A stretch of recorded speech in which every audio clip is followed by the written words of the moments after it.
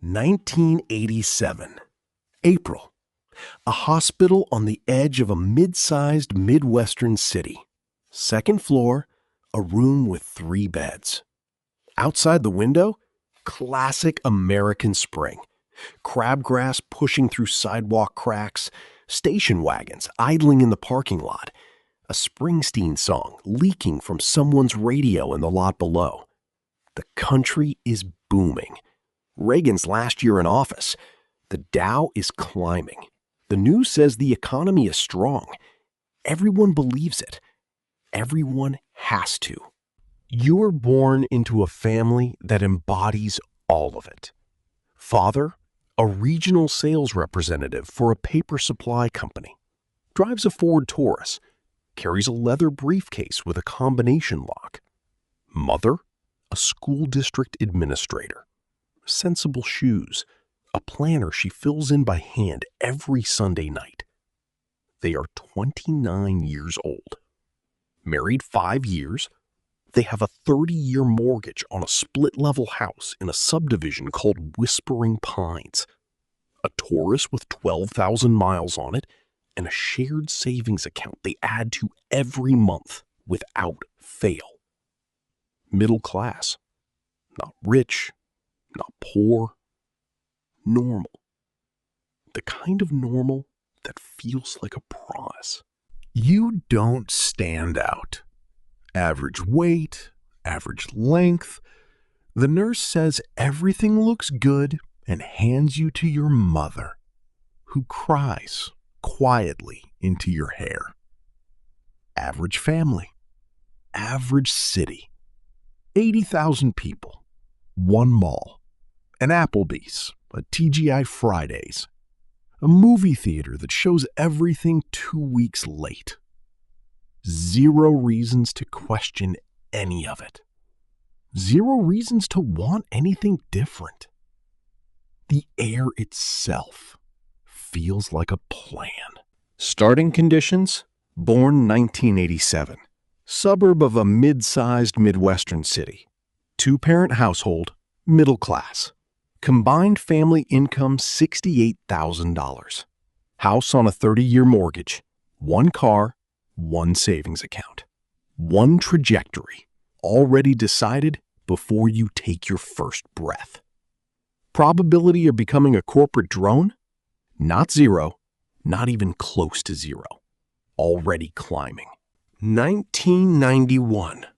You are 4 years old. You go to Sunshine Daycare on Elmbrook Road, next to a strip mall with a dry cleaner, a nail salon, and a Subway. Every morning is the same. Up at 6:30, Cheerios with whole milk, a cartoon on the television, the boxy kind, sitting on a wooden stand, rabbit ears adjusted by your father every evening. Nap time you hate with a specific and wordless fury. Snack time you love. Nothing unusual about any of it. Ms. Debbie is your teacher.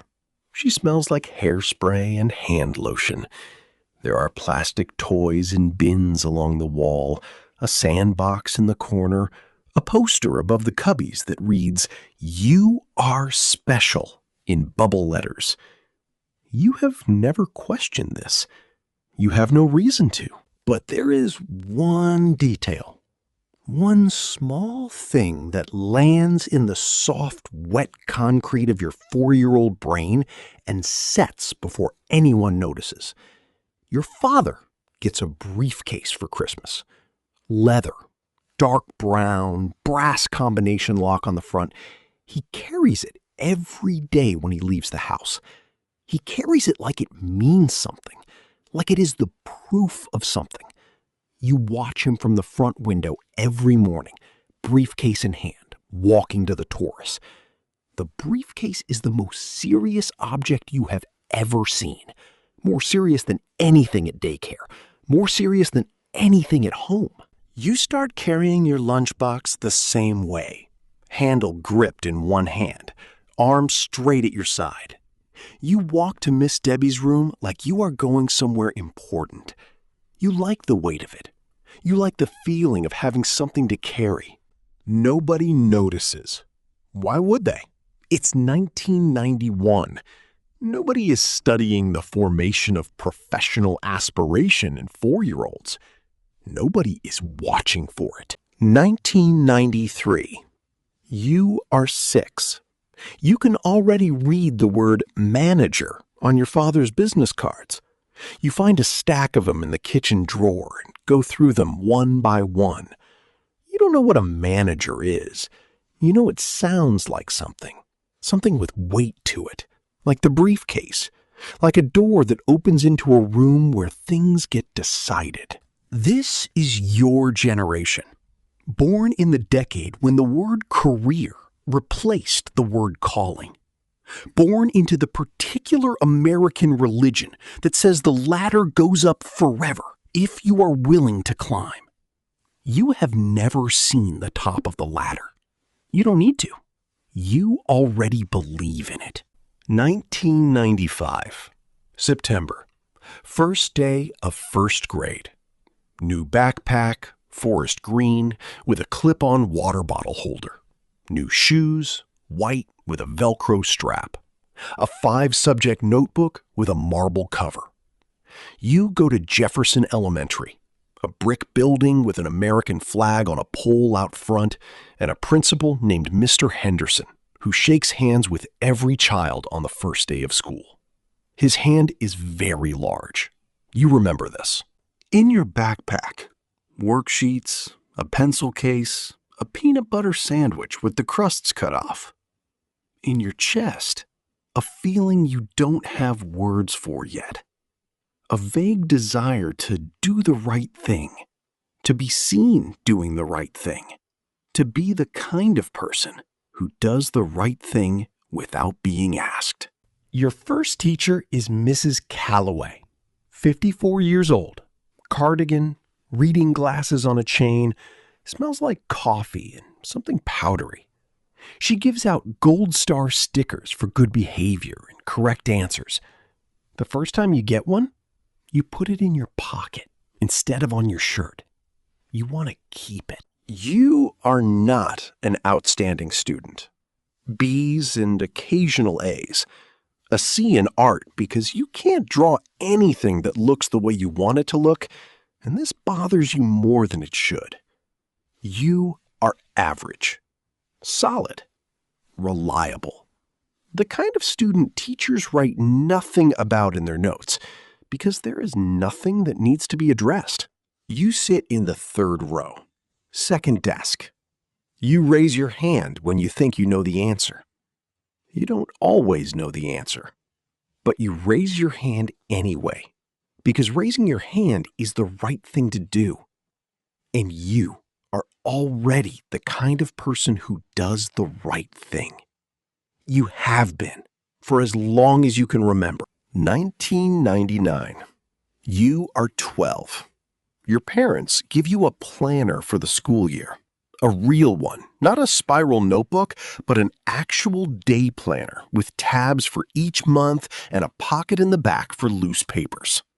You take it home and spend 2 hours that night organizing it. Color-coded highlighters, yellow for homework, green for tests, pink for extracurriculars, blue for anything else. Your friends don't understand. One of them picks it up at lunch and flips through it and says, "You're such a nerd," and hands it back. It lands like a compliment. You say thanks and keep eating. You join student council in October. You make a poster for the recycling initiative, hand-lettered in green marker, the letters outlined in black, a drawing of the earth with a smile. You hang it in the main hallway. Nobody comments on it.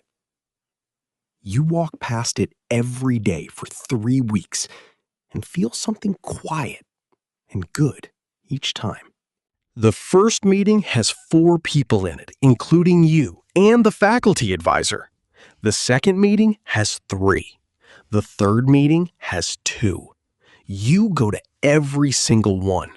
You take notes. You make a follow-up post. For the first time in your life, You feel like you are doing something that matters.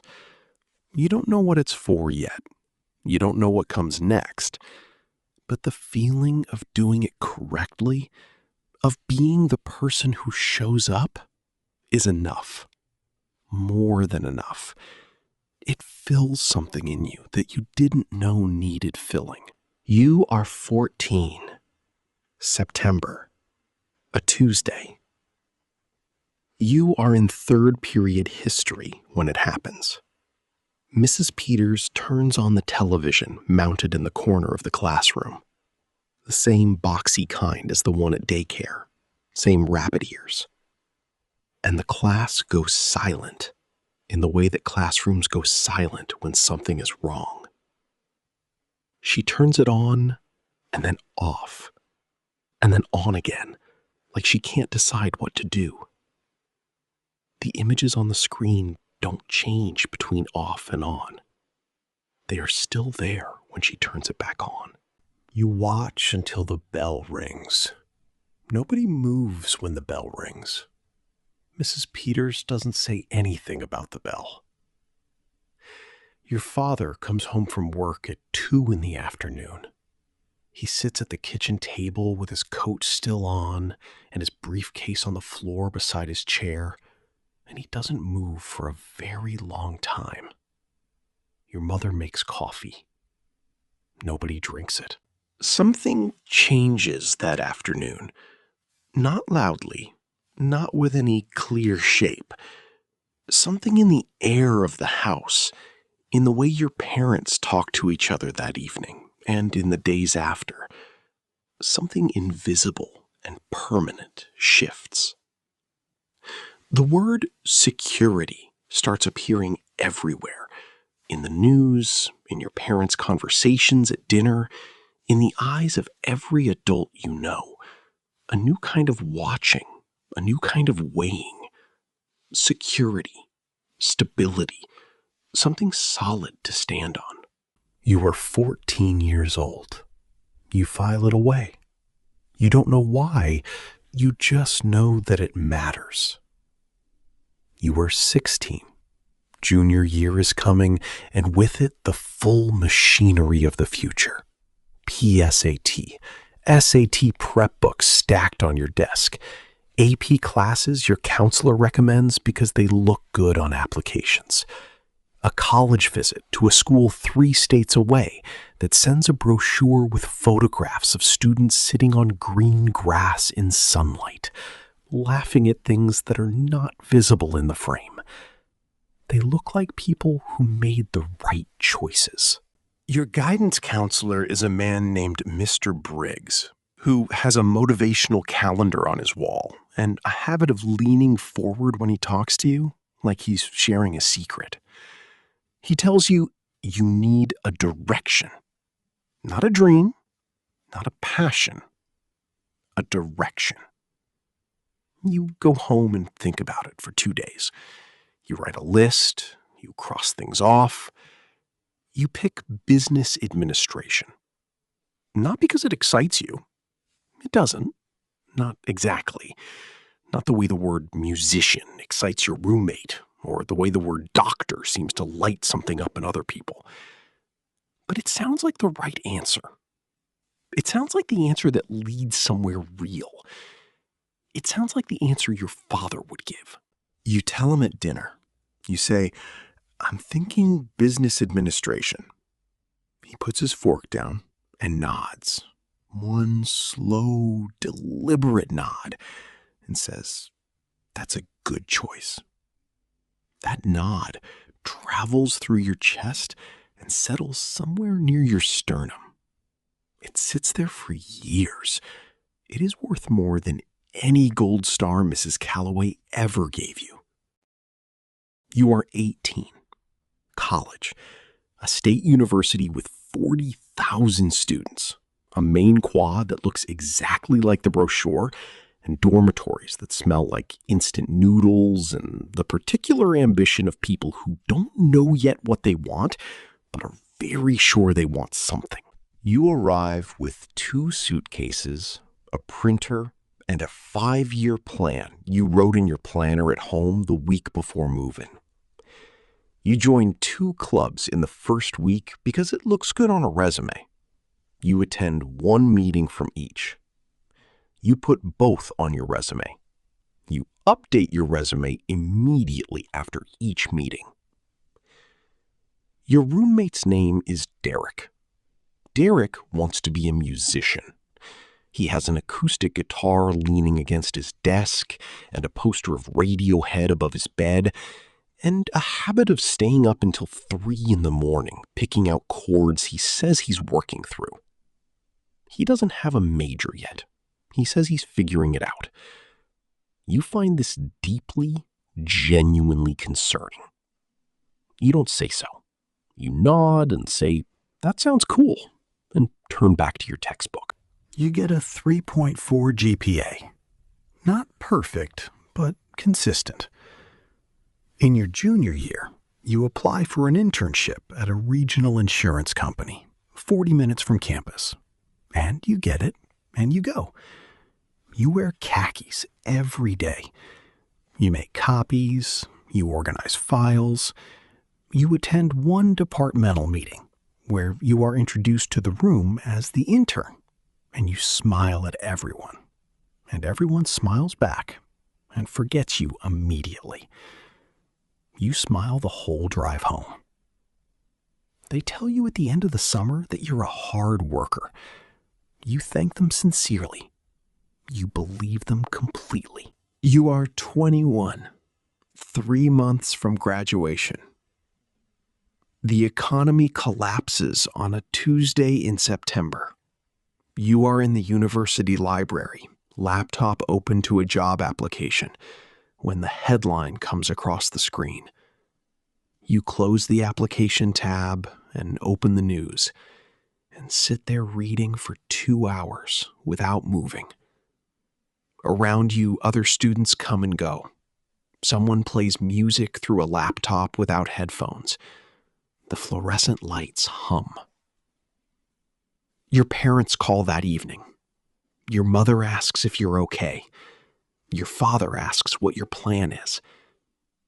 You tell them both you'll be fine. Your voice is steady. You don't know if it's true. You apply to 47 jobs between January and May. You make a spreadsheet. You color code it.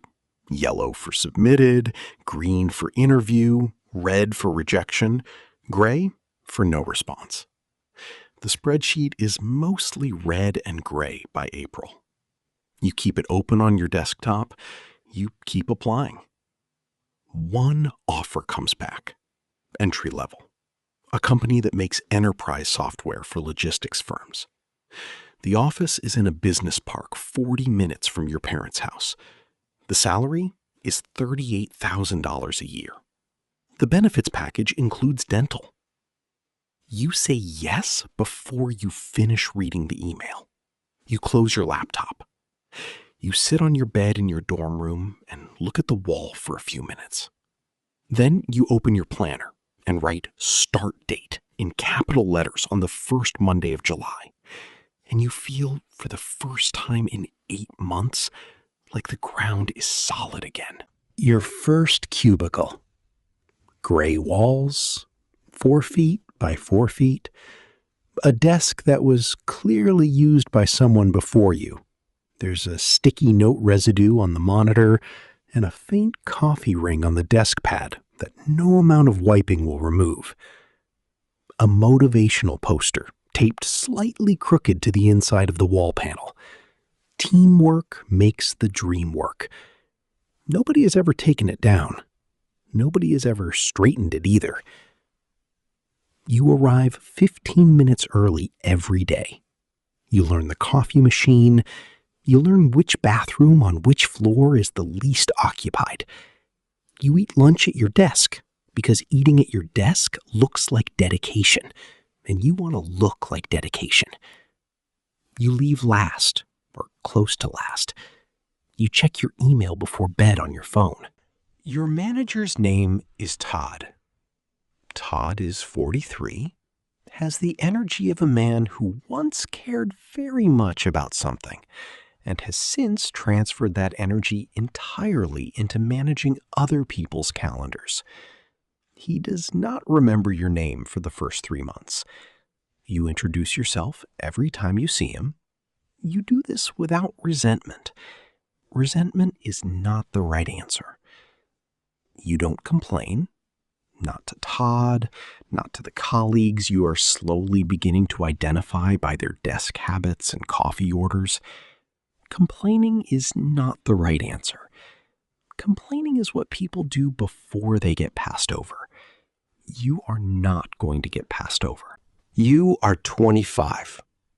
Promotion. Junior account manager. $52,000 a year. A new cubicle. Different floor. Window adjacent. You can see the parking lot from your desk. In winter, when it snows, you watch the cars disappear under white and feel something that might be peace. You buy a blazer, then a second blazer, then a third because the first two are slightly wrong in some way you can't define. You start saying words in meetings, words like synergy and deliverables and let's circle back and move the needle. And one day you catch yourself saying them in a conversation with your mother on the phone, and you stop mid-sentence, and she says, "What?" And you say, "Nothing, never mind," and change the subject. You download LinkedIn. You spend 45 minutes optimizing your profile. The headline, the summary, the skills section. You connect with everyone you've ever worked with, studied beside, met at an industry event. You connect with people you've never spoken to because they work at companies you've heard of. Your network grows. You feel distantly that this is how it is supposed to work. You go on dates. They don't last long. 2 months, 3 months, one that makes it to 5 before dissolving on a Sunday afternoon in November. You work too much, or you talk about work too much. You don't see the difference. You are 28. Third company now. Each move has been lateral, in the way that lateral is used to mean upward without admitting it's upward. Slightly better title, slightly higher salary, marginally larger parking space. You have now reached the level where the parking space is a meaningful metric, and you are aware this should bother you more than it does. You have a 401k with a 6% company match that you have maxed out every year since you opened it, because the internet told you to, and you did the math, and the math made sense. You have a lease on a 1-bedroom apartment with a dishwasher and in-unit laundry. You have a coffee maker that costs $200 and makes exactly one kind of coffee, a long espresso, and you drink it every morning standing at the kitchen counter because sitting down feels like slowing down. You have quarterly performance reviews where your manager, a different manager now, this one named Kevin, tells you that you are performing at a high level and that you are almost ready for the next level. He says, "The next level," every time.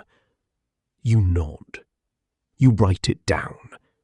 You believe him every time without quite examining what the next level actually looks like, what the room looks like when you get there, whether there is a room, or just another level with another level above it. You stop asking. You stop imagining.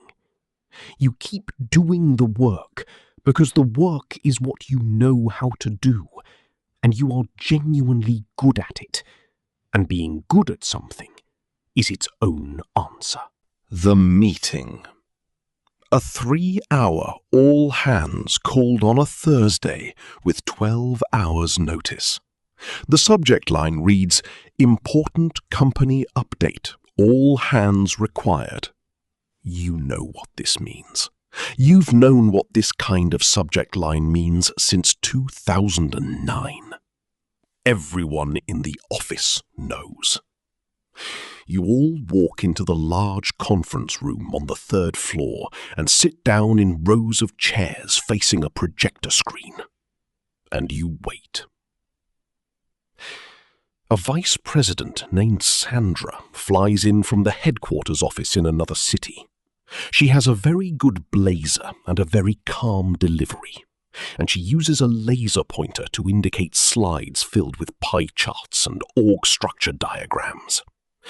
The message, delivered over 45 minutes in language so carefully constructed it takes a moment to understand it, is this: we are restructuring. We are aligning our resources with our strategic priorities. We are investing in the areas where we can have the most impact going forward. 6 people lose their jobs that afternoon. You watch them receive the news in small conference rooms off the main hallway, one at a time, through the glass walls. You watch them carry boxes to the elevator at 3 in the afternoon. You are not one of them. You sit at your desk and feel relief so immediate and physical it embarrasses you. And then, quickly, you feel ashamed of the relief. These are people you have worked beside for 2 years, people whose coffee orders you know, people who came to the all-hands with notebooks and left with cardboard boxes. And then the shame fades too, and what is left is nothing, just a kind of blankness, and you open your email. 34 unread messages. You start at the top. You are 32. Her name is Lauren. She works in marketing at a company 3 blocks from your office. You meet at a company happy hour. Your company is hosting it. She comes with a colleague who knows someone you know. The logic of it is loose and social, and fueled by an open bar. You end up at the same end of the high-top table, complaining about your respective managers, and it goes on for an hour and a half before either of you notices the time. You move in together in the spring. You get a joint credit card. You make a shared Google Calendar, color-coded, because some habits don't change. Green for her, blue for you, purple for shared events. You fill in the purple squares carefully. Date night, her sister's birthday, a weekend trip to a lake house you rent for 3 days and enjoy in the abstract. Everything is fine. Everything is accounted for. There is a plan, and you are executing the plan. And this is what stability looks like. You know this. You believe this. You look at your phone before bed. Slack notifications. You answer 2 of them. You tell yourself it's the last time tonight. You put the phone face down. You pick it up again 20 minutes later. Lauren doesn't say anything. She's already asleep. Or you think she is. You answer one more message, and then close the app. You lie in the dark and feel faintly like there is something you meant to do today that you didn't do, though you can't remember what it was. March, Tuesday. The world changes on a Tuesday. Now you work from home. The dining table becomes your desk. The second bedroom, the one you'd talked about turning into an office or a guest room or maybe both, becomes your video call room. You tape a piece of cardboard over the closet door because the background doesn't look professional. You buy a ring light. You buy a better webcam. You buy a standing desk converter and put it on top of the dining table. The commute is gone. The lunch break is gone. The walk between your desk and the coffee machine, the 30 seconds of standing and waiting and not doing anything, is gone. The boundary between working and not working dissolves on a Tuesday morning in March and does not return. Not really. Not all the way. You are available. You are always available. Your response time goes down. Your message volume goes up. Your manager sends a message at 10 p.m. and you see it at 10 p.m. because you are still at your desk at 10 p.m. And you respond within 4 minutes and you feel genuinely productive. You feel like you are holding something together. You feel necessary. Lauren sits on the couch on the other side of the apartment. She watches something on her laptop with headphones in. Sometimes she looks up and looks at you. You don't look up. There is nothing to address. Everything is fine. You are 35. The apartment becomes a house. You close on it in February. 2-bedroom, 2-bath, a small backyard, a garage, a lawn that needs edging. You sign the papers on a Thursday morning and go directly to a 10 a.m. call afterward.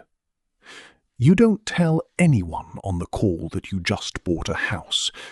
It doesn't seem like relevant information. The house becomes a project.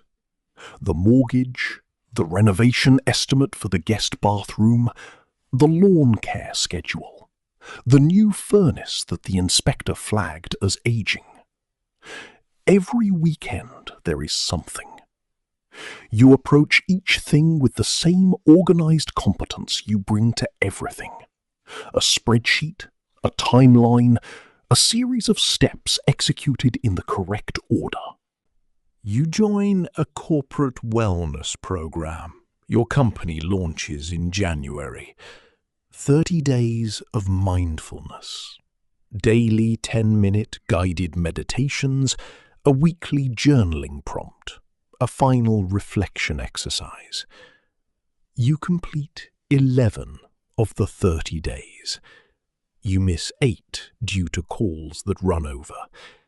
You receive the certificate of completion anyway, because the program counts any 15 days of partial engagement as complete, and you have surpassed that. You print the certificate. You don't hang it anywhere. You have a title now with the word senior in it. When you tell people what you do at dinner parties, but the dinner parties you and Lauren attend every few months, standing in other people's kitchens with a glass of wine, you watch their eyes carefully. You explain your role in 90 seconds. You have timed it internally across many dinner parties. 90 seconds is the window. At around 90 seconds, you can see the moment when the explanation has completed its purpose for the listener, and they are ready to move on. Sometimes it happens at 60 seconds. You have learned to read it and stop. You stop needing to be understood. You tell yourself this is maturity. The word maturity does a lot of work for you in this period of your life. You are 37. Efficiency review. The phrase appears in a company-wide email in February, and you read it twice without reacting because you have seen this phrase before, or phrases like it, and you know its shape. Restructuring, alignment, strategic priorities. The language is different each time, but the shape is the same. Half your team loses their jobs in March. Not all at once, over the course of 3 weeks, in a rhythm that becomes predictable after the first few. You survive. You have survived this before. You are good at surviving this. You are asked to help document your own processes so that the replacement systems, new software, new workflows, eventually some automation, can be implemented correctly. You do it. You write clear documentation with headers and subheaders and numbered steps. You are thorough. You are professional. You hand it over on a Friday afternoon, with everything in order. That night, you open a beer at 6 in the evening, which is earlier than usual. You sit in the good chair, the reading chair you bought 3 years ago and sit in approximately once a week. By the back window, the yard is bare. Late March. The grass hasn't come back yet. You sit there for 20 minutes, which is longer than you usually sit anywhere without a screen. You look at the yard. You try to identify what you're feeling. The word that comes closest is nothing. Not bad nothing. Just nothing. A flat, wide, featureless nothing that goes in every direction without finding an edge. You open your laptop. There's a message from Todd. A different Todd. A third Todd. You have now worked for 3 separate Todds across your career, and you have stopped finding this remarkable. Asking about Q3 projections. The deck is needed by Tuesday. He needs your numbers by Monday morning at the latest. You open the spreadsheet. You start filling in the cells. The numbers arrange themselves in columns. Everything adds up correctly. You check it twice. Sunday, 11 in the morning. Second cup of coffee. The first cup was at 7, when you woke up and checked your email before getting out of bed, a habit you have had for so long you can no longer locate its beginning. The second cup is at 11, standing at the kitchen counter, phone in one hand. You open LinkedIn. The feed loads. Someone you went to college with has been promoted to vice president. Someone from your second company has launched a startup. Seed funding announced, a brief paragraph about disrupting something, a photograph of him at a standing desk, smiling in the particular way that people smile in photographs that are meant to communicate that they are exactly where they want to be. Someone you don't recognize has shared a post about authentic leadership that has 14,000 likes. You scroll. A sponsored post. Are you living your best professional life? An ad for an executive coaching program. Another ad for a productivity app.